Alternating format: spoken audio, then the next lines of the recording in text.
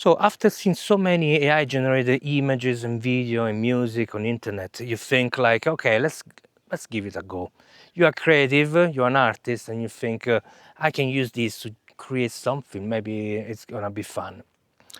Then you realize that in reality you think that AI is soulless, it's like a generic, doesn't create anything special. And you try to believe in this, because in somehow there is a fear that you're not going to succeed using AI to generate something that is nice, that represents you. At the same time, we see online there are some artists that actually can do something amazing with AI. So you remember that a friend of yours suggested you to use Midjourney. You open an account and you just go there and prompt. You do your first prompt and say, okay, create a flower. And AI gives you this sunflower there. Okay, maybe I need to, because you know your skills, and you say, now I need to create a little story behind this flower. So you adjust the prompt and say, give me a flower with, I don't know, moody, cloudy, in a cloudy day, and there is a bird passing by.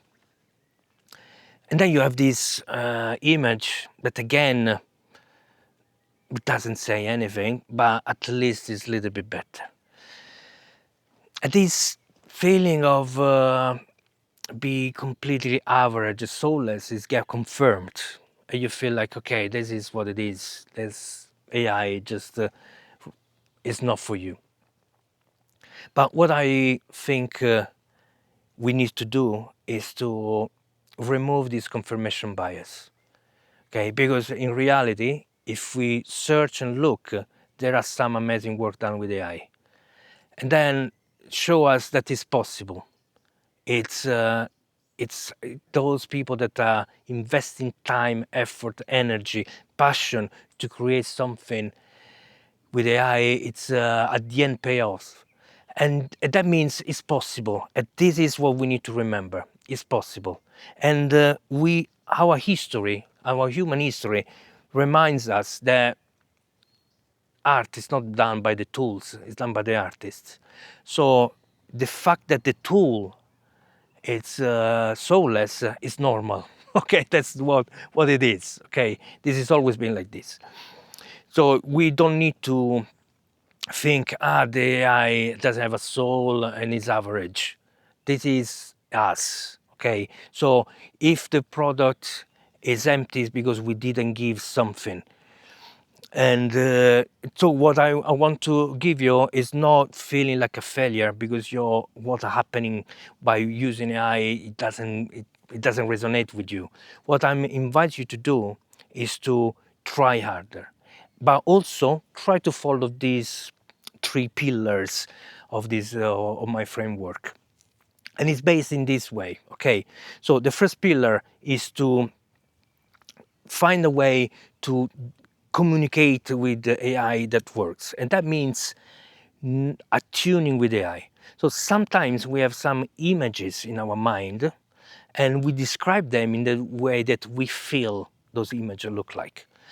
And the AI takes these these ideas, your words, and try to turn into an image. And the images come out differently. That means that your vision, your feelings are not in tune with what AI think. And I'm telling you this experience as a sound engineer. That I've been doing a lot of mixing and master engineering for a lot of different artists. And sometimes an artist come to you and say, I want my music to sound really with powerful bass, sharp guitars, and so on. Then you listen to their music and you say, but it's not there. It's not possible. What they're saying is technically not there. And that is more or less what's happening with AI. Okay, so sometimes you have some feelings, but reality is different. And can be fixed. How I do as a sound engineer, I ask to the artist and say, can you give me some reference music? When they give me some reference to show me what they mean by, say, deep bass and sharp guitar, then I understand. Okay, then we talk a similar language. And exactly the same thing is happening with AI.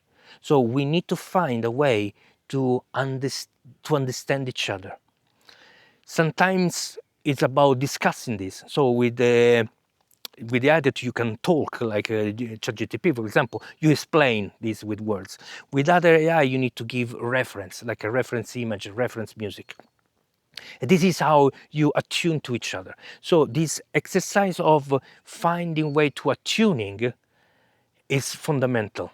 So when you say something, make me this red apple, and the red apple is not what you have in mind, means there is a dissonance between you and I. So what you need to look for is for resonance. That is the first pillar.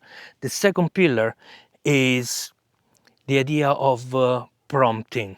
Okay, the idea of prompting means I'm gonna order AI to do something, and this is a kind of weird psychological effect that we have. We think that if we order AI to do something means it belongs to us because it was our idea, our choice. We say do this, therefore it's mine. And it's something that we have as an artist. Okay, we want to own it. We want to be that the art that come out is ours. Okay, it's not generic. It's not. It's ours. Okay, so we tend to use force to achieve what we want. But through my learning, through those years working with AI, what I learned that is not by force that we achieve our identity within AI. Okay, this use of force is completely an illusion. And you, inside you, as an artist, you know that force is not what is going to work. Okay, what works is communication. Okay, you communicate with AI, you exchange idea, you find a way to understand the image together. That communication creates a completely different way of working, and that is change everything. It's going to be more pleasant to work, and it's going to be more precise what you achieve. The third pillar is come with an idea. Okay, so sitting in front of the computer and say, give me a flower, it's not going to cut. Of course, it's going to be generic, not important, not resonating with you. It's going to be something that has no meaning. Okay, but I'm telling you this story. Okay, this is when I started using Midjourney. I got the software and I sit in front of it and I ask for a flower. Okay, and then I try. It was not a flower, but the idea is I ask for something. Then I try to change my prompt until I got something closer to an image that I have in mind. So remember, I'm a photographer, so I have my own aesthetic and visual idea, and but was not happening. And then I sit down and thought, but this is not how I do photography. I'm not just go there and and give me an apple. Okay, what I do is a plan. I think I try to come with an idea, so I kind of create a mood board, let's say. Okay, so first I need to generate an idea, and then I know what to say. I know what to communicate. I don't just go random and try to create something nice out of this tool.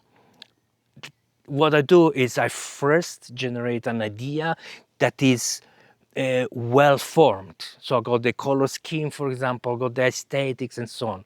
So what I've done with AI, I create a photo shoot of a fashion show about 1960s sci-fi.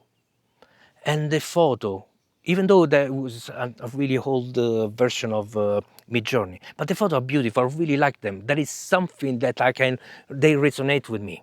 I'm gonna link the photo gallery in the description so you can have a look.